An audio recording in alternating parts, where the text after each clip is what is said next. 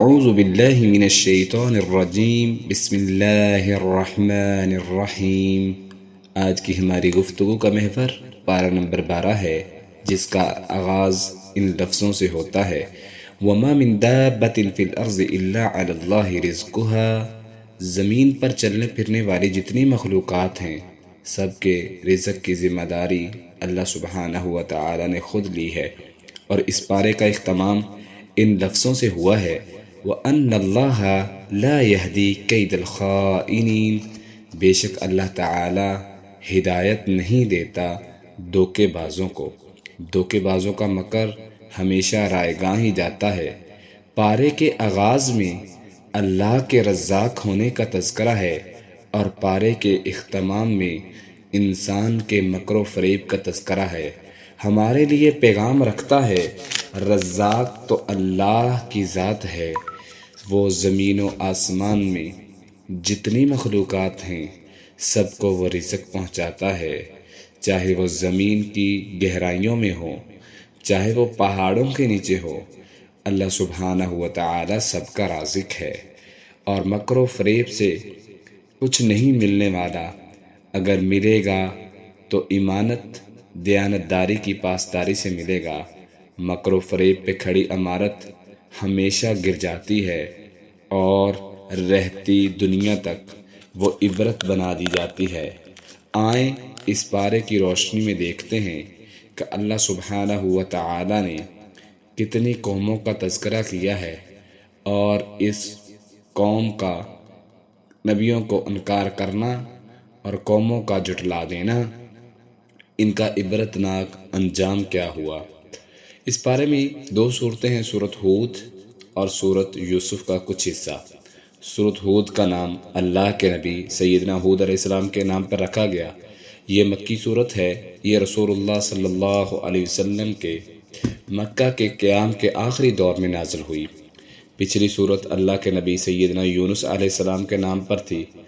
سابقہ صورت میں ان لوگوں کا تذکرہ تھا جو وحی اور قرآن میں شک کر رہے تھے، اور سورۃ ہود میں عقیدہ آخرت کی وضاحت اور ان لوگوں کا تذکرہ ہے جو آخرت کے برپا ہونے میں شک کرتے ہیں۔ انہیں دلائل سے سمجھایا بھی گیا، اور انہیں توبہ استغفار کرنے کی دعوت بھی دی گئی، اور اعراض کرنے کی صورت میں عذاب کی وعید بھی سنائی گئی، جیسا کہ اللہ سبحانہ و تعالی فرماتے ہیں: اللہ تعبدوا الا اللہ اننی لکم منہ نذیر و بشیر وان استغفروا ربکم ثم توبوا الیہ یمتعکم متاعا حسنا الی اجل مسمی۔ اللہ سبحانہ و تعالی فرماتے ہیں: اے میرے نبی، اعلان کر دیجئے کہ اللہ کے سوا کسی کی عبادت نہ کرو، بے شک میں تمہارے لیے اس کی طرف سے ڈرانے والا اور خوشخبری دینے والا ہوں۔ اپنے رب سے بخشش طلب کرو، پھر اس کی طرف لوٹ آؤ تو وہ تمہیں ایک معین مدت تک اچھا ساز و سامان دے گا، اور ہر زیادہ عمل والے کو اس کا زیادہ ثواب دے گا۔ اگر تم پھر گئے تو یقیناً ایک دن تمہارے لیے دردناک عذاب ہوگا۔ اس صورت میں اللہ تعالیٰ کے قانون ہلاکت اور قانون استبدال کی وضاحت ہے کہ اللہ تعالیٰ کس وقت اور کون سے گناہوں یا کن وجوہات کی بنا پر کسی قوم کو ہلاک کرتا ہے، اور کن لوگوں کو ہلاکت اور عذاب سے محفوظ رکھتا ہے۔ سیدنا ابو بکر صدیق رضی اللہ تعالیٰ عنہ فرماتے ہیں: رسول اللہ صلی اللہ علیہ وسلم سے پوچھا گیا، کیا وجہ ہے کہ آپ دن بدن کمزور اور بڑی تیزی کے ساتھ بوڑھے ہوتے جا رہے ہیں؟ آپ صلی اللہ علیہ وسلم نے فرمایا کہ مجھے کچھ صورتوں نے بوڑھا کر دیا ہے: سورۃ ہود، سورہ واقعہ، سورۃ مرسلات، سورۃ النبا اور سورۃ تکویر۔ یہ ایسی صورتیں ہیں جس میں آخرت کا تذکرہ ہے، اور اسی طرح قیامت کے دن کی ہولناکیاں ہیں۔ اس لیے رسول اللہ صلی اللہ علیہ وسلم جب اس کو پڑھتے تو بہت زیادہ رویا کرتے تھے، اور آپ صلی اللہ علیہ وسلم کی کیفیت بدل جاتی تھی۔ آئیں دیکھتے ہیں اس صورتوں میں اللہ سبحانہ و تعالی نے کیا بیان کیا ہے۔ مشرکین عرب آخرت کو دوبارہ زندہ ہونے کو جادو قرار دیتے تھے۔ اللہ تعالی نے ان کا یہ ٹھکرا دینا، یہ انکار کرنا، قرآن کو ٹھکرا دینا وہ بیان کیا ہے۔ اللہ فرماتے ہیں وہ رسول اللہ صلی اللہ علیہ وسلم کو تکبر اور گھمنڈ میں آ کر کہتے کہ یہ جو تم قرآن سنا رہے ہو، آخرت کی باتیں بتا رہے ہو، اگر تم سچے ہو، بطور چیلنج کہتے تھے کہ عذاب اگر حق ہے تو آتا کیوں نہیں؟ اللہ تعالیٰ نے قرآن مجید میں فرمایا وَهُوَ الَّذِي خَلَقَ السَّمَاوَاتِ وَالْأَرْضَ فِي سِتَّةِ أَيَّامٍ وَكَانَ عَرْشُهُ عَلَى الْمَاءِ لِيَبْلُوَكُمْ أَيُّكُمْ أَحْسَنُ عَمَلًا، اور وہی ہے جس نے آسمانوں اور زمینوں کو 6 دنوں میں پیدا کیا، اور اس کا عرش پانی پر تھا تاکہ وہ تمہیں آزمائے کہ تم میں سے کون عمل زیادہ اچھا کرنے والا ہے۔ اور یقیناً اگر تو کہے کہ بے شک تم موت کے بعد اٹھائے جانے والے ہو، تو وہ لوگ جنہوں نے کفر کیا ضرور کہیں گے یہ تو کھلے جادو کے سوا کچھ نہیں، اور بلا شبہ اگر ہم ان سے عذاب کو ایک گنی ہوئی مدت تک مؤخر کریں تو یقیناً ضرور کہیں گے اسے کیا چیز روک رہی ہے، سن لو جس دن ہمارا عذاب جب آ جائے گا تو پھر ایک لمحہ کے لیے بھی مہلت نہیں دی جائے گی، اور مذاق کرنے والے جو مذاق کرتے ہیں پھر ایسا وقت ہوگا کہ ہم ان کو عذاب کے اندر مبتلا کر دیں گے۔ تب اللہ تعالیٰ نے آخرت کا انکار کرنے والوں کو دنیا میں بھی عذاب کی وعید سنائی۔ الذین یصدون عن سبیل اللہ ویبغونہا عوجا وہم بالآخرۃ ہم کافرون اولئک لم یکونوا معجزین فی الارض وما كان لهم من دون الله من أولياء يضاعف لهم العذاب ما كانوا يستطيعون السمع وما كانوا يبصرون، جو اللہ کی راہ سے روکتے ہیں اور کجروی تلاش کرتے ہیں اور آخرت کے ساتھ کفر کرنے والے بھی ہیں، یہ لوگ کبھی زمین میں عاجز کرنے والے نہیں، اور نہ کبھی ان کے لیے اللہ کے سوا کوئی مددگار ہیں۔ ان کے لیے عذاب دگنا کیا جائے گا، وہ نہ سننے کی طاقت رکھتے تھے اور نہ دیکھا کرتے تھے۔ یعنی ایسے لوگ جو آخرت کا انکار کرتے ہیں تو اللہ تعالیٰ فرماتے ہیں کہ ان کے لیے دگنا عذاب ہوگا۔ اسی طرح اللہ سبحانہ و تعالیٰ نے معذب قوموں کا تذکرہ کیا، ایسی قومیں جن پر عذاب آیا۔ 6 اقوام کی مثال دیتے ہوئے فرمایا ان اقوام کے پاس ان کے انبیاء تشریف لائے، انہیں دعوت توحید دی اور اعراض کی صورت میں انہیں عذاب کی وعید بھی سنائی، مگر وہ بھی انبیاء کی نبوت کے منکر اور ان کی تعلیمات میں شک کرنے والے تھے، اس لیے ان پر اللہ تعالیٰ کا عذاب آیا اور وہ تمام تر طاقت کے باوجود ہلاک ہو گئے۔ سیدنا نوح علیہ السلام اور ان کی قوم کو دیکھیں کہ نوح علیہ السلام نے اپنی قوم کو 950 سال تک دعوت توحید دی۔ انہیں فرمایا وَلَقَدْ أَرْسَلْنَا نُوحًا إِلَىٰ قَوْمِهِ إِنِّي لَكُمْ نَذِيرٌ مُّبِينٌ أَلَّا تَعْبُدُوا إِلَّا اللَّهَ انی اخاف علیکم عذاب یوم علیم، اے میری قوم بے شک مجھے اللہ نے بھیجا ہے، میں تمہارے لیے صاف صاف ڈرانے والا ہوں، تم اللہ کے سوا کسی کی عبادت نہ کرو، اگر تم کسی اور کی عبادت کرو گے تمہارے لیے ایک دن دردناک عذاب آئے گا جس سے میں تمہیں ڈراتا ہوں۔ قوم نے ان کی دعوت پر غور و فکر کرنے کی بجائے انہیں جواب دیا قالوا یا نوح قد جادلتنا فأكثرت جدالنا فأتنا بما تعدنا ان كنت من الصادقین، انہوں نے کہا بے شک تو نے ہم سے جھگڑا کیا ہے، پھر ہم سے بہت جھگڑا کیا، پس لے آ جس عذاب کا تو وعدہ کر دیتا ہے اگر تو سچا ہے۔ پھر اللہ کا عذاب آیا جب 950 سال کی محنت کے باوجود بھی قوم انکار پر اتر آئی، تب سیدنا نوح علیہ السلام نے اللہ سے دعا کی اور مایوسی کا اظہار کیا، تب اللہ تعالی نے انہیں کشتی بنانے کا حکم دیا وَاصْنَعِ الْفُلْكَ بِأَعْيُنِنَا وَوَحْيِنَا وَلَا تُخَاطِبْنِي فِي الَّذِينَ ظَلَمُوا إِنَّهُمْ مُغْرَقُونَ، اور اللہ فرماتے ہیں ہماری آنکھوں کے سامنے اور ہمارے وحی کے مطابق کشتی بنا اور مجھ سے ان کے بارے میں بات نہ کرنا جنہوں نے ظلم کیا، یقیناً وہ غرق کیے جانے والے ہیں۔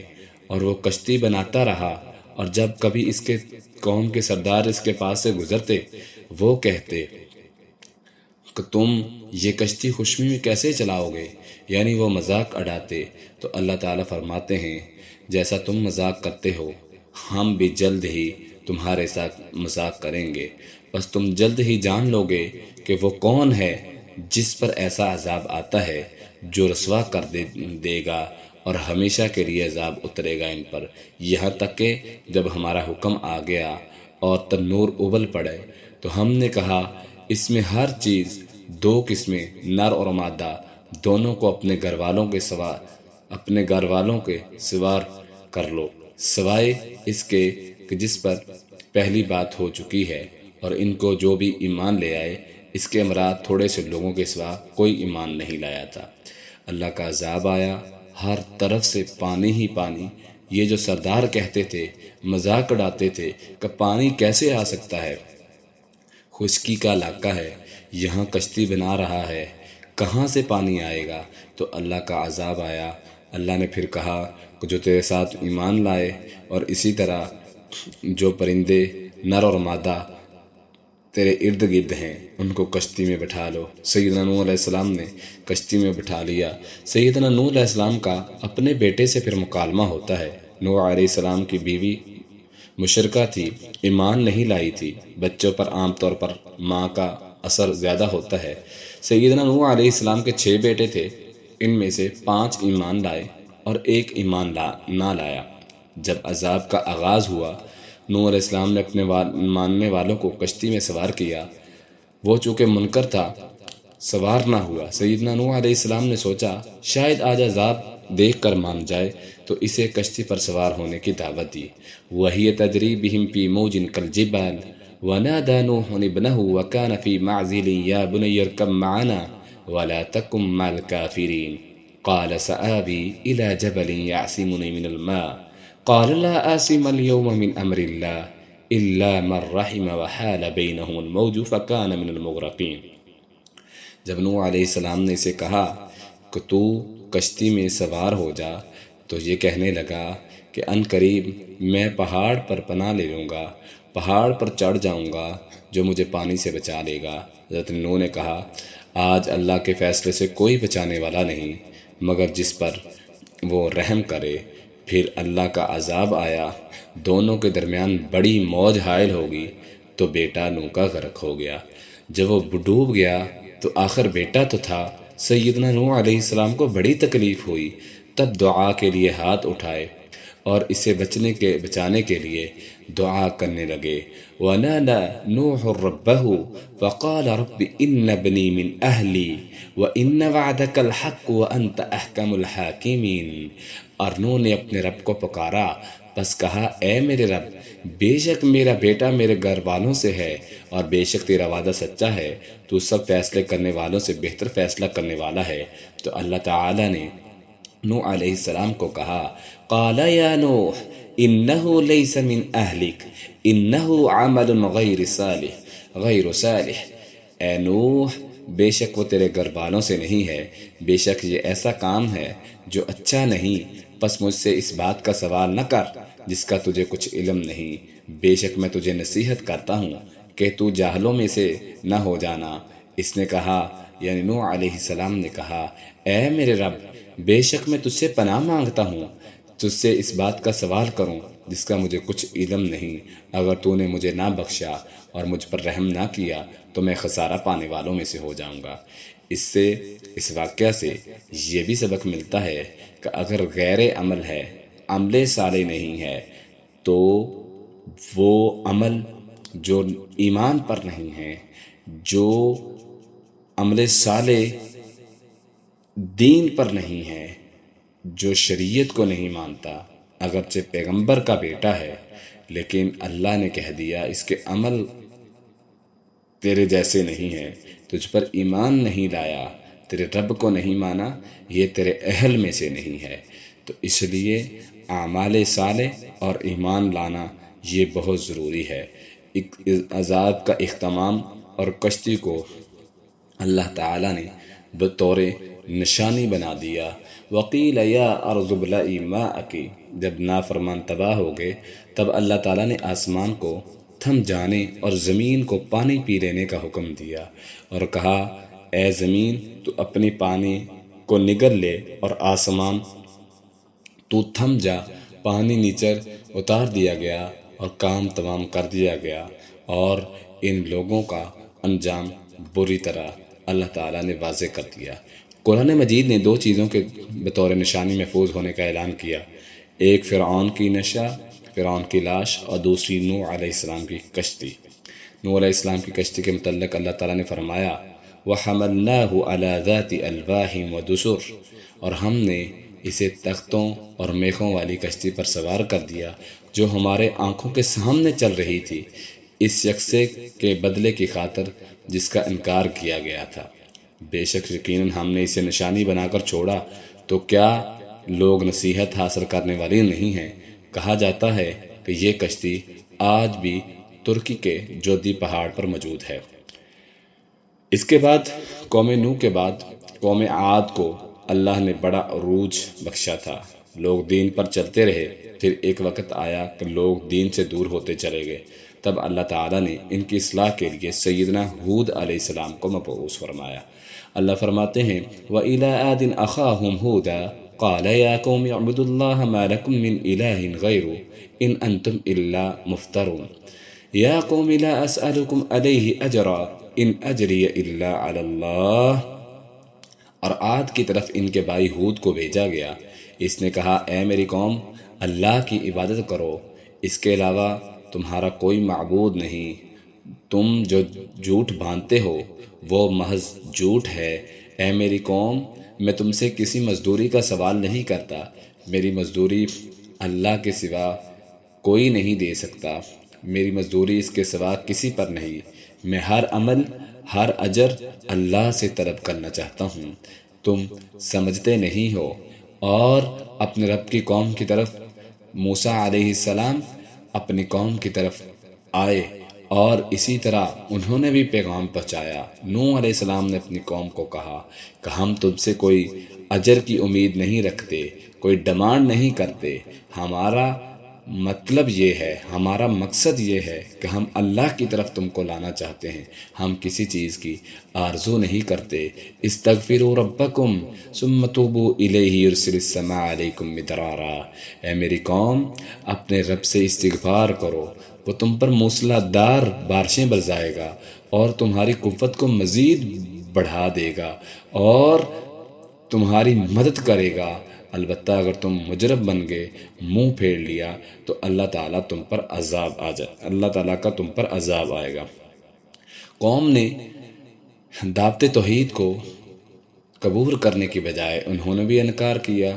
اللہ تعالیٰ فرماتے ہیں قالوا یا ہود ما جئتنا ببینۃ وما نحن بتارکی آلہتنا، انہوں نے کہا اے ہود تو ہمارے پاس کوئی واضح دلیل لے کر نہیں آیا اور ہم اپنے معبودوں کو تیرے کہنے سے ہرگز چھوڑنے والے نہیں اور نہ کسی طرح تجھ پر ایمان لانے والے ہیں، ہم اس کے سوا کچھ نہیں کہتے، ہماروں معبودوں میں سے کسی نے تجھے کوئی آفت پہنچا دی، اس نے کہا میں تو اللہ کو گواہ بناتا ہوں، تم بھی گواہ بناؤ، بے شک میں اس سے بری ہوں جو تم شریک بناتے ہو۔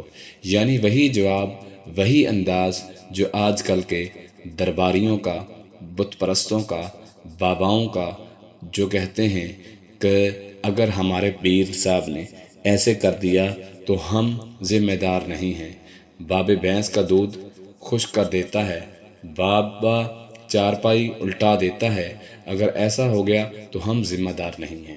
اسی طرح یہ قومیں بھی کہا کرتے تھے۔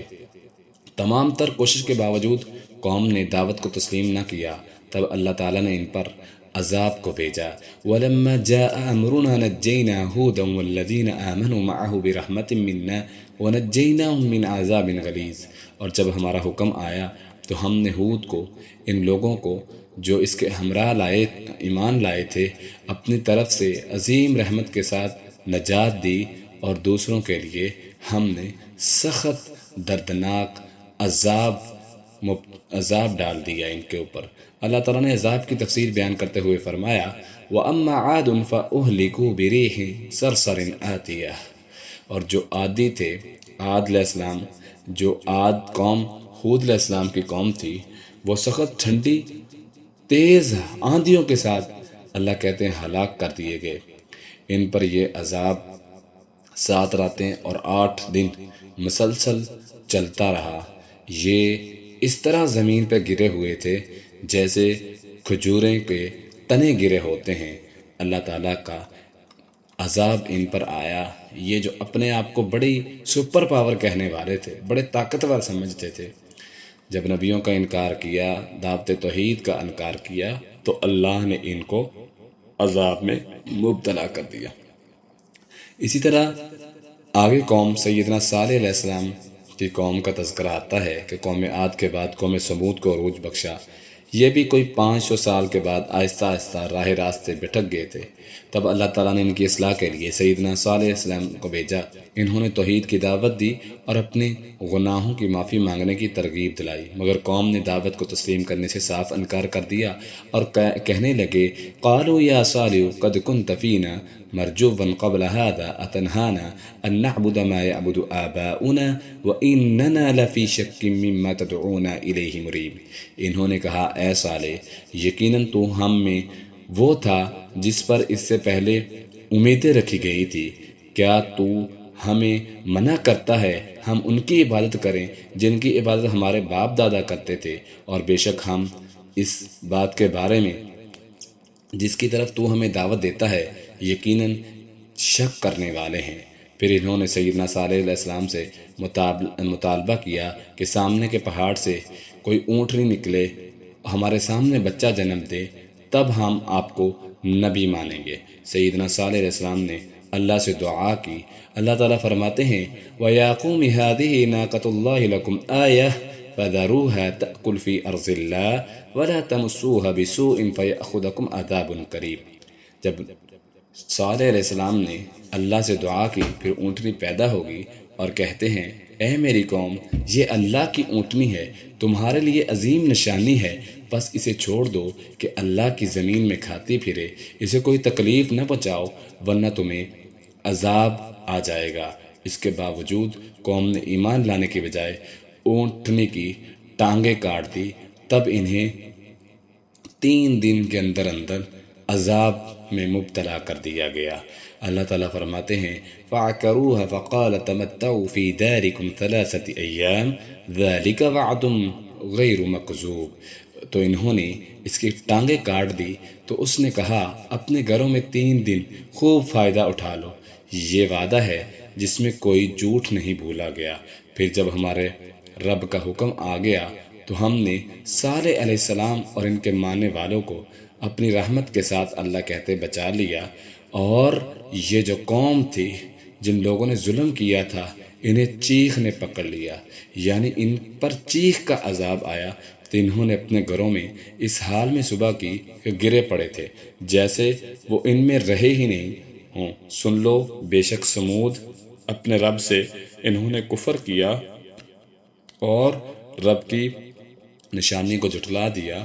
تو جو لوگ رب کی نشانیوں کو جھٹلاتے ہیں اور اللہ کے معجزوں کو تسلیم نہیں کرتے، اللہ کی نشانیوں کو تسلیم نہیں کرتے، اللہ کے رسولوں کا انکار کرتے ہیں، تو ایسی قوموں پر پھر اللہ کا عذاب آ جاتا ہے۔ اسی طرح سیدنا لوط علیہ السلام کی قوم کا تذکرہ ہے جن میں بہت ساری اخلاقی برائیاں پھیل چکی تھی۔ ان میں سے ایک مردوں سے جنسی خواہش پوری کرنا بھی تھا۔ اللہ تعالیٰ نے ان کی اصلاح کے لیے سیدنا ابراہیم علیہ السلام کے بھتیجے لوط علیہ السلام کو مبعوث فرمایا۔ وہ اپنی حرکتوں سے یہ قوم لوط باز نہ آئے، تب اللہ تعالیٰ نے ان پر عذاب نازل کرنے کا فیصلہ فرمایا۔ سیدنا لوط علیہ السلام کے پاس انسانی شکل میں فرشتے آئے، وہ بھی انہیں پہچان نہ سکے۔ لوگ اپنی عادت کی وجہ سے ان کی طرف لپکے۔ سیدنا لوط علیہ السلام نے بہت منت سماجت کی کہ اپنی لڑکیاں، حتیٰ کہ یہاں تک کہ کہہ دیا کہ اپنی لڑکیاں پیش کر دیں، ان سے اپنی ضرورت پوری کر لو، مگر میرے مہمانوں کے سامنے مجھے رسوا نہ کرو۔ یعنی جو لڑکیاں ہیں ان سے تم اپنی خواہش پوری کر لو، یہ میرے مہمان ہیں، ان کے سامنے مجھے رسوا نہ کرو۔ مگر یہ قوم دوڑتے ہوئے آئے اور کہتے ہیں اے لوط، تو جانتا ہے کہ ہم کیا چاہتے ہیں۔ انہوں نے لوط علیہ السلام کا مذاق اڑایا۔ سیدنا لوط علیہ السلام کی پریشانی دیکھ کر فرشتوں نے کہا جو یہ مہمان آئے تھے انسانی شکل میں، قالوا یا لوط انا رسول ربک لن یصلوا الیک فاسر باہلک بقطع من اللیل، انہوں نے کہا اے لوط بے شک ہم تیرے رب کی طرف سے بھیجے ہوئے ہیں، یہ ہرگز تجھے تک نہیں پہنچ پائیں گے، سو اپنے گھر والوں کو رات کے کسی حصے میں لے کر چل نکل، اور تم میں سے کوئی پیچھے مڑ کر نہ دیکھے مگر تیری بیوی، بے شک حقیقت یہ ہے کہ اس پر وہی مصیبت آنے والی ہے جو ان پر آئے گی، بے شک ان کے وعدے کا وقت صبح ہے، کیا صبح واقعی قریب نہیں؟ پھر ہمارا حکم آیا تو ہم نے اس کے اوپر والے حصے کو اس کا نیچا کر دیا۔ یعنی اللہ سبحانہ ہوا تعالیٰ کا جب عذاب آتا ہے تو جو لوگ انکار کرتے ہیں، لوط علیہ السلام کی بیوی نے بھی انکار کیا تھا اور علاقے والوں کو جا کر خبر دی تھی کہ 2 مہمان آئے ہیں، جس پر قوم والے سارے ان کی طرف لپک گئے، تو اللہ تعالیٰ نے کہا کہ تیری بیوی بھی انہی کے ساتھ شامل ہے، تو اللہ کا حکم آیا، اللہ نے ان کو الٹا کر کے زمین کو الٹا کر دیا اور ان کو نیچے کر کے گرا دیا، یعنی یہ ان پر عذاب آیا کہ آسمان کی طرف بستی اٹھائی گئی اور پھر الٹی کر کے زمین میں گرا دی گئی۔ یہ قوم کا انجام ہوا جنہوں نے نبیوں کا انکار کیا اور سیدنا لوط علیہ السلام کا انکار کیا اور یہ مذاق اڑایا کرتے تھے۔ تو اللہ تعالیٰ فرماتے ہیں اسی طرح ہم مذاق اڑانے والوں کا انجام کرتے ہیں، جو نبیوں کا انکار کرتے ہیں اور جو معجزوں کا انکار کرتے ہیں، جو نشانیاں مانگنے کے بعد بھی ایمان نہیں لاتے، اللہ تعالیٰ فرماتے ہیں اسی طرح ہم ان کو عذاب میں مبتلا کرتے ہیں۔ اسی طرح سیدنا شعیب علیہ السلام کی قوم کا تذکرہ کیا گیا ہے۔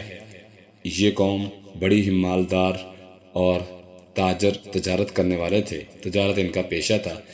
ان میں شرک کے ساتھ ساتھ اخلاقی اور کاروباریاں بیماری پیدا ہو گئی تھی، کاروباری بیماریاں بہت بڑھ گئی تھی۔ اللہ تعالیٰ نے ان کی اصلاح کے لیے سیدنا شعیب علیہ السلام کو مبعوث فرمایا۔ اللہ فرماتے ہیں وَإِلَى مَدْيَنَ أَخَاهُمْ شُعَيْبًا قَالَ يَا قَوْمِ اعْبُدُوا اللَّهَ مَا لَكُم مِّنْ إِلَٰهٍ غَيْرُهُ وَلَا تَنقُصُوا الْمِكْيَالَ وَالْمِيزَانَ إِنِّي أَرَاكُمْ بِخَيْرٍ وَإِنِّي أَخَافُ عَلَيْكُمْ عَذَابَ يَوْمٍ مُحِيطٍ۔ اور مدین کی طرف ان کے بھائی شعیب کو بھیجا، اس نے کہا اے میری قوم، اللہ کی عبادت کرو، اس کے سوا تمہارا اور کوئی معبود نہیں، ناپ تول میں کمی نہ کرو، بے شک میں تمہیں اچھی حالت میں دیکھتا ہوں اور بے شک میں تم پر ایک گیر لینے والے دن کے عذاب سے ڈرتا ہوں۔ اے میری قوم، ناپ اور تول میں انصاف کے ساتھ پورا کرو اور لوگوں کو ان کی چیزیں کم نہ دو اور زمین میں فساد کرنے والے نہ بن جاؤ، اللہ رب العزت فساد کرنے والوں کو پسند نہیں کرتا۔ اگر تم مومن ہو اور میں ہرگز تم پر نگہبان نہیں، لیکن میں اللہ کے عذاب سے تمہیں ڈراتا ہوں۔ قوم نے اصلاح کرنے کے بجائے جواب کیا دیا، قالوا یا شعیب اصلاتک تأمرک ان نترک ما یعبد آباؤنا او ان نفعل فی اموالنا ما نشاء انک لانت الحلیم الرشید۔ انہوں نے کہا اے شعیب، کیا تیری نماز تجھے حکم دیتی ہے ہم انہیں چھوڑ دیں جن کی عبادت ہمارے باپ دادا کرتے آئے ہیں؟ یعنی آج کے دور کے لوگ بھی مشرک یہی کہتے ہیں کہ ہم آپ کی بات کیوں مانیں، ہمارے بڑے ایسا کرتے آئے ہیں۔ اللہ تعالیٰ فرماتے ہیں پھر جب انہوں نے انکار کیا تو اللہ نے انہیں تباہ کرنے کا فیصلہ کر لیا۔ وَلَمَّا جَاءَ أَمْرُنَا نَجَّيْنَا شُعَيْبًا وَالَّذِينَ آمَنُوا مَعَهُ بِرَحْمَةٍ مِنَّا وَأَخَذَتِ الَّذِينَ ظَلَمُوا الصَّيْحَةُ فَأَصْبَحُوا فِي دِيَارِهِمْ جَاثِمِينَ۔ اللہ فرماتے ہیں ہمارا حکم آیا، ہم نے شعیب کو اور ان لوگوں کو جس کے ہمراہ ایمان لائے تھے اپنی خاص رحمت سے بچا لیا، اور جن لوگوں نے ظلم کیا اپنے اوپر، نبیوں کا انکار کیا، شریعت کو نہیں مانا، اللہ تعالیٰ فرماتے ہیں ان پر چیخ کا عذاب آیا اور یہ لوگ اپنے گھروں میں اس حال میں پڑے ہوئے تھے، صبح گرے پڑے تھے کہ صفحہ ہستی سے ان کا نام و نشان مٹ گیا۔ اسی طرح سیدنا موسیٰ اور فرعون کا تذکرہ بھی اس بارے میں آتا ہے کہ اللہ تعالیٰ نے سیدنا موسیٰ علیہ السلام کی دعوت اور انکار کی وجہ سے فرعونیوں کی تباہی کا تذکرہ کیا۔ اس کے بعد فرمایا ذالک من انباء القرآن نقصہ علیک منہم، اللہ تعالیٰ فرماتے ہیں یہ ان بستیوں کی چند خبریں ہیں جو ہم تجھے بیان کرتے ہیں۔ نبی کریم صلی اللہ علیہ وسلم کو کہا جا رہا ہے یہ خبریں ہم تجھے بیان کرتے ہیں تاکہ تو اپنی قوم کو ڈرائے اور اللہ کے عذاب سے بچا لے۔ کس کس طرح ان لوگوں نے انکار کیا، تو اللہ تعالیٰ نے یہ واقعہ بیان کرنے کے مقصد، یہ خبریں دینے کا مقصد ہی یہ تھا کہ نبی اپنے امت کو ان چیزوں سے بچانا ہے، ڈرانا ہے، اللہ کے عذاب سے ڈرانا ہے، تاکہ لوگ وہ کام نہ کریں جس سے اللہ تعالیٰ ناراض ہوتے ہیں اور اللہ کے عذاب کو دعوت دینے والے کاموں سے بچ جائیں۔ اسی طرح ان واقعات کو بیان کرنے کا مقصد سابقہ انبیاء کی دعوت اور محنت اور ان کی اقوام کے جوابات، پھر ان کی تباہی کے واقعات بیان کرنے کا مقصد ایک طرف لوگوں کو تنبیہ کرنا ہے، دوسری طرف رسول اللہ صلی اللہ علیہ وسلم کو حوصلہ اور تسلی دینا ہے کہ اے میرے نبی وَقُلًا نَقُصُّ عَلَيْكَ مِنْ أَنْبَاءِ الرُّسُلِ، ہم رسولوں کی خبروں میں سے ہر وہ چیز تجھ سے بیان کرتے ہیں جس کے ساتھ ہم تیرے دل کو ثابت رکھتے ہیں، اور تیرے پاس ان میں حق اور مومنوں کے لیے نصیحت ہے اور یاد دہانی ہے۔ یعنی نبی کریم صلی اللہ علیہ وسلم کو حوصلہ دیا جا رہا ہے کہ اگر لوگ تجھے انکار کر رہے ہیں، تجھے نہیں تسلیم کرتے، تو پریشان نہیں ہونا۔ پہلے انبیاء کے ساتھ بھی ایسا ہوا ہے، پہلے انبیاء کو بھی لوگ نہیں مانتے تھے، ان کا بھی انکار کرتے تھے، تو جب انہوں نے انکار کیا تو اللہ تعالیٰ نے ان پر عذاب بھیج کر ان کا صفحہ ہستی سے نام و نشان ختم کر دیا۔ آپ نے پریشان نہیں ہونا، پہلے نبیوں کو بھی اسی طرح جھٹلایا گیا ہے۔ اسی طرح سورۃ یوسف اس پارے کے آخر میں آتی ہے۔ سیدنا یوسف علیہ السلام کا تذکرہ۔ سورۃ یوسف غالباً مکہ میں رسول اللہ صلی اللہ علیہ وسلم کی نبوی زندگی کے 12ویں سال سورۃ ہود سے پہلے نازل ہوئی۔ اس واقعہ یوسف کے ذریعے مستقبل کا نقشہ کھینچا گیا کہ اہل مکہ محمد صلی اللہ علیہ وسلم کا انکار بلکہ انہیں قتل کرنے کے منصوبے صرف اس لیے بنا رہے ہیں کہ اللہ تعالیٰ نے محمد صلی اللہ علیہ وسلم کو عزت سے سرفراز کیا ہے، جیسا کہ سیدنا یوسف علیہ السلام کے بھائی ان کی عزت اور مقام کو دیکھ کر جل گئے تھے، حسد کرنے لگے تھے۔ تو پھر یاد رکھو جس طرح اللہ تعالیٰ نے یوسف کو عزت سے نوازا تھا، بالآخر وہ وقت آنے والا ہے جب محمد صلی اللہ علیہ وسلم یوسف علیہ السلام کی طرح صاحب اقتدار ہوں گے اور تم ان کے رحم و کرم پر ہوں گے۔ سیدنا یوسف علیہ السلام کا واقعہ واحد قصہ ہے، واحد واقعہ ہے جسے قرآن مجید نے تفصیل اور ترتیب سے بیان کیا ہے اور اسے احسن القصص کہا ہے۔ اللہ تعالیٰ قرآن مجید میں فرماتے ہیں، سورۃ یوسف کا آغاز ہو رہا ہے الف لام را تلک آیات الکتاب المبین انا انزلناہ قرآنا عربیا لعلکم تعقلون نحن نقص عليك أحسن القصص بما أوحينا إليك هذا القرآن وإن كنت من قبله لمن الغافلين۔ یہ کتاب واضح کتاب ہے، یہ واضح کتاب کی آیات ہیں، بے شک ہم نے اسے عربی میں نازل کیا تاکہ تم سمجھو، ہم تجھے سب سے اچھا بیان سناتے ہیں، اس واسطے کہ ہم نے تیری طرف یہ قرآن وحی کیا ہے اور بے شک تو اس سے پہلے یقیناً بے خبر تھا۔ سیدنا یوسف علیہ السلام کے خواب کا تذکرہ کہ سیدنا یوسف علیہ السلام نے بچپن میں ایک خواب دیکھا، 11 ستارے اور سورج چاند مجھے سجدہ کر رہے ہیں۔ باپ سیدنا یعقوب نبی تھے، فوراً سمجھ گئے کہ میرا یہ بیٹا بڑا آدمی بنے گا، اس لیے فرمایا کہ یہ خواب اپنے بھائیوں سے ذکر نہیں کرنا۔ قال یا بنی لا تقصص رؤیاک علی اخوتک فیکیدوا لک کیدا ان الشیطان للانسان عدو مبین۔ کہا یعنی یعقوب علیہ السلام نے، اے میرے چھوٹے بیٹے، اپنا خواب اپنے بھائیوں سے بیان نہ کرنا ورنہ وہ تیرے لیے تدبیر کریں گے، کوئی بری چال چلیں گے، بے شک شیطان انسان کا کھلا دشمن ہے۔ اور اسی طرح تیرے رب تجھے چنے گا، تجھے باتوں کی اصل حقیقت سمجھنے میں سے کچھ سکھائے گا اور اپنی نعمت تجھ پر اور آل یعقوب پر پوری کرے گا، جیسے اس نے اس سے پہلے وہ تیرے دونوں باپ دادا ابراہیم اور اسحاق پر پوری کی تھی۔ بے شک تیرا رب سب کچھ جاننے والا اور کمال حکمت والا ہے۔ بھائیوں نے یوسف علیہ السلام کو قتل کرنے کا پروگرام بنایا۔ اس خواب کے بعد سیدنا یعقوب علیہ السلام کی یوسف سے محبت بڑھ گئی۔ سوتیلے بھائیوں کو یہ ناگوارا گزرا۔ انہوں نے یوسف علیہ السلام کو ہمیشہ کے لیے ختم کرنے کا پروگرام بنا لیا۔ ایک دن پکنک منانے اور شکار کھیلنے کے لیے پروگرام بنایا۔ باپ سے درخواست کی کہ یوسف کو ساتھ بھیج دیں۔ سیدنا یعقوب علیہ السلام نے پہلے انکار کیا، پھر ماحول کو خراب ہوتا دیکھ کر اجازت دے دی۔ بھائیوں نے پہلے قتل کا پروگرام بنایا، پھر یہ سوچ کر کہ قتل بہت بڑا گناہ ہے، ہمارا مقصد تو یوسف کو باپ سے دور کرنا ہے، اس لیے کسی راستے کے کنویں میں ڈال دیں گے تاکہ راہ چلتے اسے اٹھا کر دوسرے شہر لے جائیں اور وہاں جا کر بیچ دیں، ہماری جان چھوٹ جائے گی۔ سیدنا یوسف علیہ السلام شاہ مصر کے محل میں کس طرح پہنچتے ہیں؟ بھائیوں نے یوسف کو پکڑا اور مین روڈ کے قریب ایک کنویں میں ڈال دیا اور رات ڈلے گھر آ کر باپ کو کہانی سنا دی، اسے بیڑیا کھا گیا ہے۔ اور اس ڈرامے میں حقیقی رنگ بننے کے لیے انہوں نے یوسف علیہ السلام کی قمیض پر خون بھی لگا کر باپ کے سامنے پیش کر دیا۔ وہاں سے مصر جانے والے تاجروں کا ایک قافلہ گزرا۔ انہوں نے پانی بھرنے کے غرض سے ایک آدمی کو کنویں پر بھیجا۔ اس نے سیدنا یوسف علیہ السلام کو کنویں سے نکالا اور وہاں سے باغ کھڑے ہوئے مصر لے جا کر بیچ دیا۔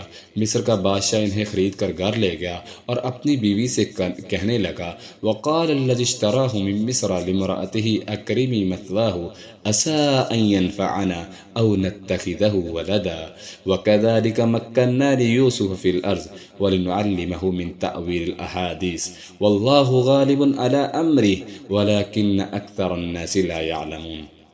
اور جس شخص نے اسے مصر سے خریدا، اس نے اپنی بیوی سے کہا، یعنی عزیز مصر نے حضرت یوسف علیہ السلام کو خریدا اور اپنی بیوی کو جا کر کہتا ہے کہ اس کو باعزت طریقے سے رکھو، ہو سکتا ہے ہمیں فائدہ دے یا ہم اسے بیٹا بنا لیں۔ یعنی عزیز مصر کا کوئی بیٹا نہیں تھا، تو اس نے کہا یہ بہت پیارا بچہ ہے تو ہم اس کو اپنا بیٹا بنا لیں گے۔ اسی طرح اللہ فرماتے ہیں، ہم نے یوسف علیہ السلام کو جگہ دی، زمین میں جگہ دی تاکہ ہم اس باتوں کی اصل حقیقت میں سے اس کو کچھ سکھائیں۔ اللہ اپنے کام پر غالب ہے، لیکن اکثر لوگ جو ہیں وہ سمجھتے نہیں، جانتے نہیں۔ اللہ فرماتے ہیں وَلَمَّا بَلَغَ أَشُدَّهُ آتَيْنَاهُ حُكْمًا وَعِلْمًا وَكَذَلِكَ نَجْزِي الْمُحْسِنِينَ۔ اور جب یوسف علیہ السلام اپنی جوانی کو پہنچے تو ہم نے علم اور حکمت عطا کر دیا، ہم نیکی کرنے والوں کو اسی طرح جزا دیتے ہیں۔ پھر ملکہ مصر کا یوسف علیہ السلام پر نظر رکھنا۔ سیدنا یوسف علیہ السلام نہایت خوبصورت تھے۔ رسول اللہ صلی اللہ علیہ وسلم نے فرمایا، اللہ تعالیٰ نے آدھی خوبصورتی اکیلے یوسف علیہ السلام کو عطا کی ہے۔ اس نے یوسف علیہ السلام کو بہلانے اور پھسلانے کی کوشش کی مگر ناکام رہی۔ ایک دن اس نے کمرے کا دروازہ بند کر کے یوسف علیہ السلام کو زنا کی دعوت دی مگر اللہ تعالیٰ نے انہیں محفوظ رکھا۔ یوسف علیہ السلام بچنے کے لیے باہر کی طرف دوڑ لگا دی۔ اس نے اسے پیچھے پکڑنا چاہا تو یوسف علیہ السلام کی قمیض پیچھے سے پھٹ گئی۔ دونوں بھاگتے ہوئے جب باہر نکلے تو اچانک دیکھا شاہ مصر دروازے پر موجود ہے۔ عورت نے فوراً پینترا بدلا اور یوسف علیہ السلام پر تہمت لگا دی۔ یوسف علیہ السلام حقیقت حال بتائی۔ یوسف علیہ السلام نے جب یہ بات عزیز مصر کو بتائی مگر ملکہ کے مقابلے میں ملازم کی کون سنتا ہے۔ سیدنا یوسف علیہ السلام کو جیل میں بھیج دیا گیا۔ یہ بادشاہ کی عزت کا معاملہ تھا، اس پر مٹی ڈالنے کے لیے یوسف علیہ السلام کو جیل میں ڈال دیا گیا اور یوسف علیہ السلام تقریباً 9 سال جیل میں رہے۔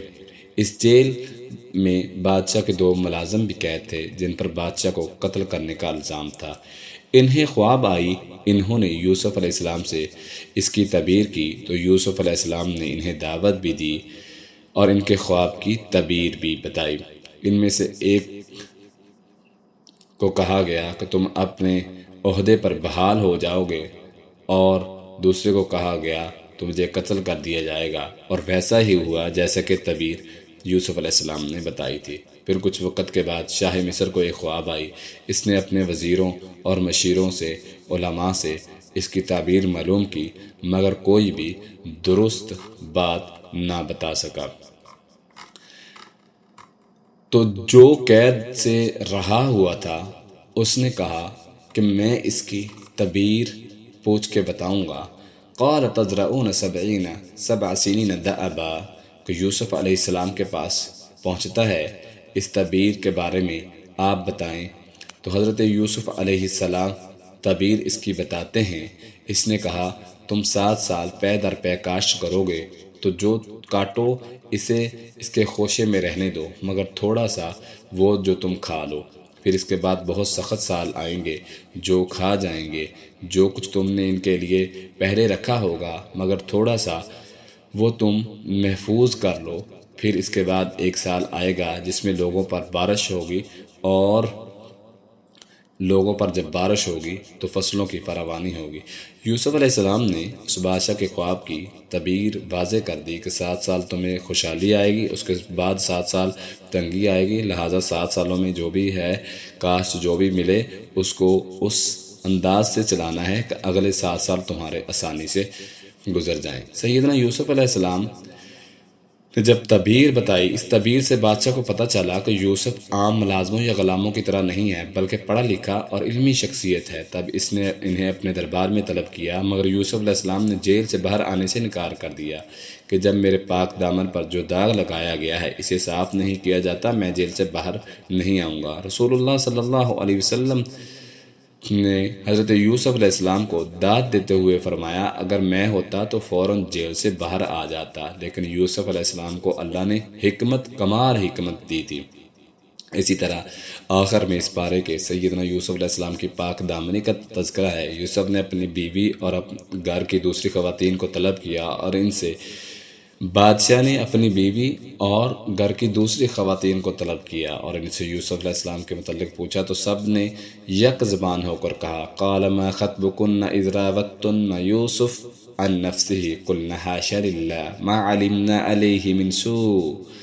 اس نے کہا تمہارا کیا معاملہ تھا جب تم نے یوسف کو اس کے نفس سے پھسلایا؟ تو انہوں نے کہا اللہ کی پناہ، ہم نے اس پر کوئی برائی معلوم نہیں کی۔ عزیز مصر کی بیوی نے کہا اب حق خوب ظاہر ہو گیا ہے۔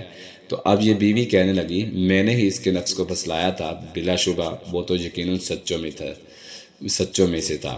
اس کے بعد سیدنا یوسف علیہ السلام جیل سے نکل کر بادشاہ کے مقرب وزیر کی کرسی پر برجمان ہو جاتے ہیں، پھر ان کے بھائی ان کی خدمت میں حاضر ہوتے ہیں۔ یہ بہت دلچسپ واقعہ ہے جو اگلے اس پارے میں بیان ہوا ہے، تو انشاءاللہ ہم اگلے اس پارے میں مزید اس کی تفصیلات سے آگاہ کریں گے۔ الہ العالمین ہم سب کو سمجھ کر عمل کرنے کی توفیق عطا فرمائے۔